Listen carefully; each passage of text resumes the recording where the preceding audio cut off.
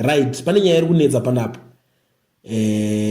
Majaji manyowani akaiswa napresident AD Mnangagwa vari kunzi vatengerwa motikari nyowani.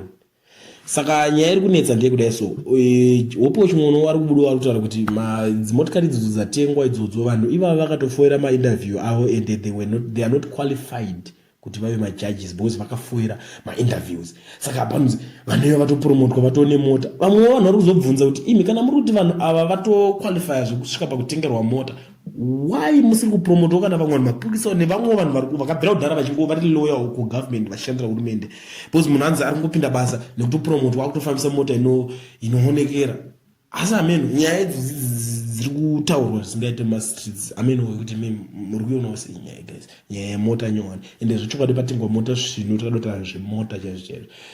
Vamwe vanenge vachitiwo mariyo inenge yakurumidza kuriliswa dai yashandawo mamwe madepartment sinzi nyikawo ine drought elnino kunzi nyika ine nzara, why vari kumhanya kungotengera vanhu motikari ivo vanhu vacho vatopinzwa mabasa futi kuti mabasa acho mahigh paying job ekuti vanotowana salary hombe. Saka why vari kuzotengerwa motikari dzinodhura futi pamusoro pazvo pari kunzi mari yode yadii kumboenda inobatsira kwainzi vanhu kudonetwe zvemari yedrought zvezve. Nyaya dziri kunetsa muno muZimbabwe. Ameno kuti mimi muri kuonawo senyaya muri Zimbabwe ndangowa nayo ndakakubatirai iri kuitika yekutengerwa mota kwemajaji manyowani.